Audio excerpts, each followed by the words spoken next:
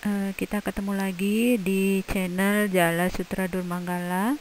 Kali ini kita akan membahas tentang penjelasan Undang-Undang Nomor 36 Tahun 2014 tentang tenaga kesehatan. Silahkan disimak, semoga dapat bermanfaat ke depannya. Pada pasal 1 dikatakan di sana bahwa tenaga kesehatan adalah setiap orang yang mengabdikan diri dalam bidang kesehatan serta memiliki pengetahuan dan atau keterampilan melalui pendidikan di bidang kesehatan yang untuk jenis tertentu memerlukan kewenangan untuk melakukan upaya kesehatan. Kemudian yang kedua, ada asisten tenaga kesehatan adalah setiap orang yang mengabdikan diri dalam bidang kesehatan serta memiliki pengetahuan dan atau keterampilan melalui pendidikan bidang kesehatan di bawah jenjang diploma 3. Jadi ini ditekankan bahwa pendidikannya itu di bawah jenjang diploma 3. Jadi D1, D2 itu termasuk asisten tenaga kesehatan. Kemudian definisi kompetensi adalah kemampuan yang dimiliki seseorang tenaga kesehatan berdasarkan ilmu pengetahuan, keterampilan, dan sikap profesional untuk dapat menjalankan praktek. Kemudian ada uji kompetensi, adalah proses pengukuran pengetahuan, keterampilan, dan perilaku peserta didik pada perguruan tinggi yang menyelenggarakan pendidikan tinggi bidang kesehatan.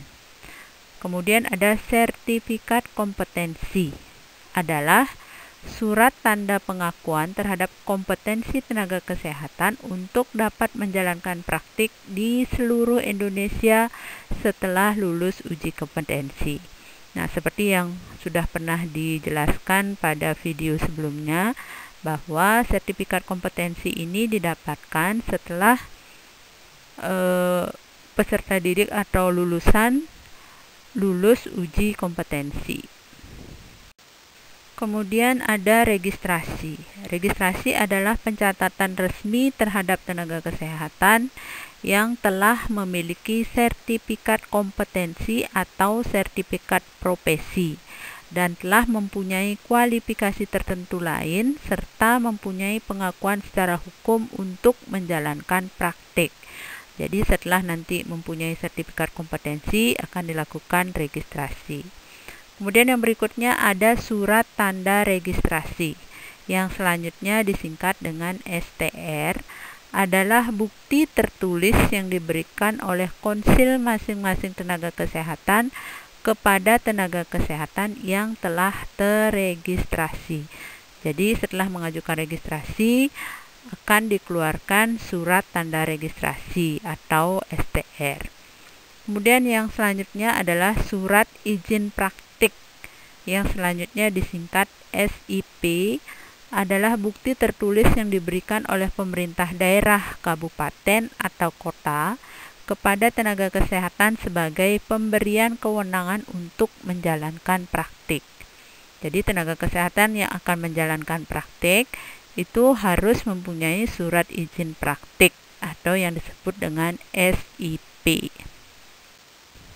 Kemudian pasal 8 ada menjelaskan tentang tenaga kesehatan dan asisten tenaga kesehatan. Pada pasal 1 tadi dijelaskan bahwa tenaga kesehatan itu semua atau seseorang yang telah menjalankan pendidikan di bidang kesehatan atau melakukan tugasnya di bidang kesehatan. Sedangkan asisten tenaga kesehatan pendidikannya di bawah jenjang diploma 3. Jadi ada diploma 2, diploma 1 maupun SMU. Kemudian pasal 9, di sini ada tenaga kesehatan sebagaimana dimaksud dalam pasal 8 huruf A harus memiliki kualifikasi minimum diploma 3 kecuali tenaga medis. Jadi tenaga kesehatan di luar tenaga medis itu minimal kualifikasinya adalah diploma 3 baru dikatakan tenaga kesehatan. Ketentuan lebih lanjut mengenai kualifikasi minimum tenaga kesehatan sebagai dimaksud pada ayat 1 diatur dengan peraturan menteri. Nanti akan diatur lagi dalam peraturan menteri kesehatan. Kemudian pada pasal 10 di sini dijelaskan tentang asisten tenaga kesehatan. Sebagaimana dimaksud pada pasal 8 huruf B, harus memiliki kualifikasi minimum pendidikan menengah di bidang kesehatan. Kemudian asisten tenaga kesehatan sebagaimana dimaksud pada ayat 1 hanya dapat bekerja di bawah supervisi tenaga kesehatan. Kemudian pasal 11 ini adalah kelompok tenaga kesehatan. Yang pertama ada tenaga medis, tenaga psikologi klinis, tenaga keperawatan, tenaga kebidanan, tenaga kefarmasian, tenaga kesehatan masyarakat, tenaga kesehatan lingkungan, gizi, tenaga keterampilan fisik, keterapian fisik, tenaga keteknisian medis, tenaga teknis biomedika, tenaga kesehatan tradisional, dan tenaga kesehatan lain. Selanjutnya dibahas satu persatu tentang tenaga medis. Yang pertama, jenis tenaga kesehatan yang termasuk dalam kelompok tenaga medis sebagaimana dimaksud pada ayat 1 huruf A terdiri atas dokter, dokter gigi, dokter spesialis, dan dokter gigi spesialis. Ini adalah termasuk tenaga medis. Untuk tenaga kesehatan masyarakat yang termasuk dalam kelompok ini sebagaimana dimaksud pada ayat 1 huruf F terdiri atas epidemiolog kesehatan, tenaga promosi kesehatan dan ilmu perilaku, pembimbing kesehatan kerja, tenaga administrasi dan kebijakan kesehatan, tenaga biostatistik dan kependudukan, serta tenaga kesehatan reproduksi dan keluarga. Selanjutnya, tenaga kesehatan lingkungan. Jenis tenaga kesehatan lingkungan yang termasuk dalam kelompok tenaga kesehatan lingkungan sebagaimana dimaksud pada ayat 1 huruf G terdiri atas tenaga sanitasi lingkungan, entomolog kesehatan, dan mikrobiolog kesehatan.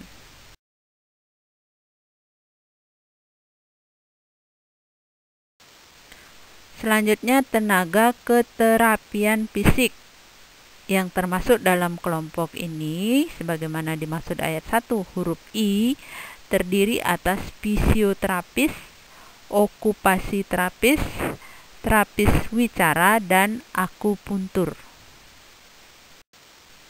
Selanjutnya, tenaga keteknisian medis adalah jenis tenaga kesehatan yang termasuk dalam kelompok tenaga keteknisian medis sebagaimana pada ayat 1 huruf J terdiri atas perekam medis dan informasi kesehatan, teknis kardiovaskuler, teknisi pelayanan darah, refraksionis optisian atau optometris, teknisi gigi, penata anestesi, terapis gigi dan mulut, dan audiologis.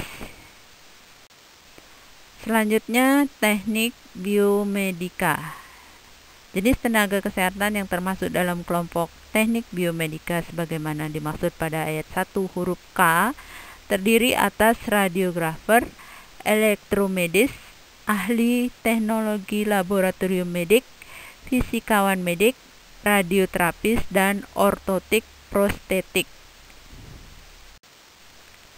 Selanjutnya, tenaga kesehatan tradisional. Jenis tenaga kesehatan yang termasuk dalam kelompok tenaga kesehatan tradisional sebagaimana dimaksud pada ayat 1 huruf L terdiri atas tenaga kesehatan tradisional ramuan dan tenaga kesehatan tradisional keterampilan. Tenaga kesehatan lain sebagaimana dimaksud pada ayat 1 huruf M ditetapkan oleh Menteri.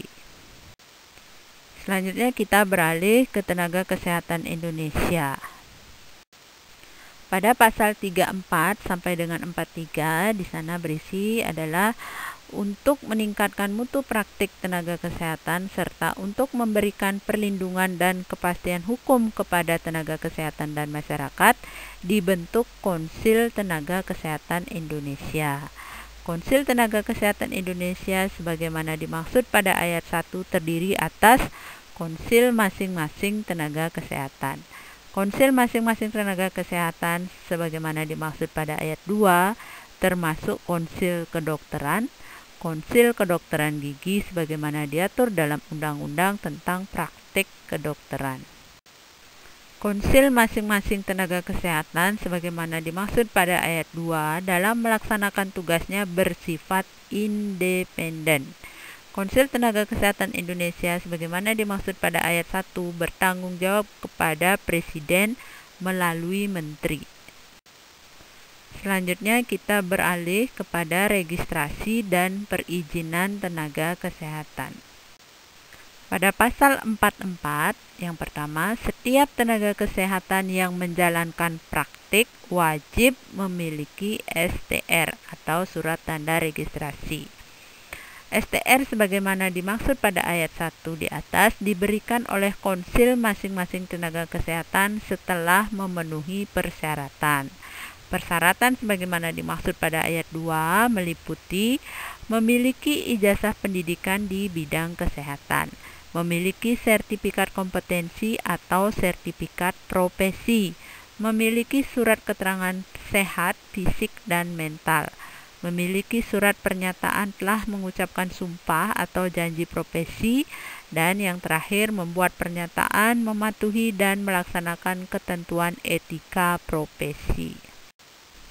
STR berlaku selama 5 tahun dan dapat diregistrasi ulang setelah memenuhi persyaratan. Persyaratan untuk registrasi ulang sebagaimana dimaksud pada ayat 4 meliputi memiliki STR lama, memiliki sertifikat kompetensi atau sertifikat profesi, memiliki surat keterangan sehat fisik dan mental, membuat pernyataan mematuhi dan melaksanakan ketentuan etika profesi, telah mengabdikan diri sebagai tenaga profesi atau vokasi di bidangnya dan memenuhi kecukupan dalam kegiatan pelayanan, pendidikan, pelatihan, dan atau kegiatan ilmiah lainnya. Kemudian pasal 46. Setiap tenaga kesehatan yang menjalankan praktik di bidang pelayanan kesehatan wajib memiliki izin.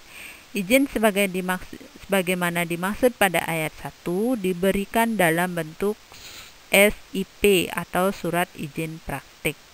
SIP sebagaimana dimaksud pada ayat 2 diberikan oleh pemerintah daerah kabupaten atau kota atas rekomendasi pejabat kesehatan yang berwenang di kabupaten atau kota tempat tenaga kesehatan menjalankan praktiknya.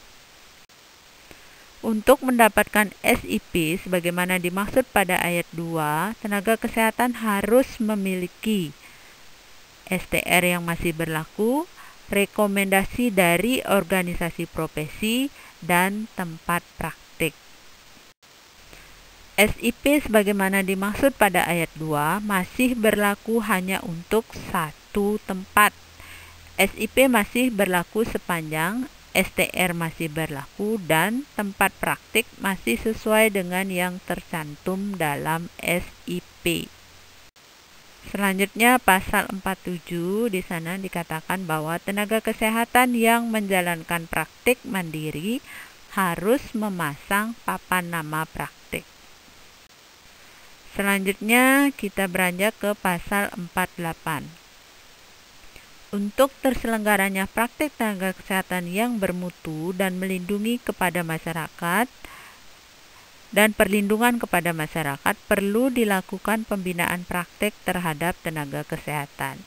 Pembinaan sebagaimana dimaksud pada ayat 1 dilakukan oleh menteri bersama-sama dengan pemerintah daerah, konsil masing-masing tenaga kesehatan, dan organisasi profesi sesuai dengan kewenangannya. Selanjutnya pasal 49. Untuk menegakkan disiplin tenaga kesehatan dalam menjalankan praktik, konsil masing-masing tenaga kesehatan menerima pengaduan, memeriksa, dan memutuskan kasus pelanggaran disiplin tenaga kesehatan. Dalam melaksanakan tugas sebagaimana dimaksud pada ayat 1, konsil masing-masing tenaga kesehatan dapat memberikan sanksi disiplin berupa pemberian peringatan tertulis, rekomendasi pencabutan STR atau SIP, dan atau kewajiban mengikuti pendidikan atau pelatihan di institusi pendidikan kesehatan. Tenaga kesehatan dapat mengajukan keberatan atas putusan sanksi disiplin sebagaimana dimaksud pada ayat 2 kepada Menteri. Ketentuan lebih lanjut mengenai tata cara pengenaan sanksi disiplin sebagaimana dimaksud pada ayat 2 dan ayat 3 diatur dengan peraturan Menteri. Selanjutnya bab tentang tenaga kesehatan lulusan luar negeri dan tenaga kesehatan WNA. Tenaga kesehatan lulusan luar negeri yang lulusan luar negeri mau praktik di Indonesia harus melalui proses evaluasi kompetensi yang terdiri dari administratif dan kemampuan praktek. Tenaga kesehatan warga negara asing mempertimbangkan yang pertama adalah alih teknologi dan ilmu pengetahuan dan ketersediaan tenaga kesehatan setempat. Demikianlah penjelasan tentang Undang-Undang Nomor 36 Tahun 2014 tentang tenaga kesehatan. Yang selanjutnya ada peraturan oleh Menteri Kesehatan. Demikian untuk video kali ini, semoga bermanfaat. Silahkan isi komentar di kolom komentar dan sampai ketemu lagi pada video-video berikutnya. Terima kasih.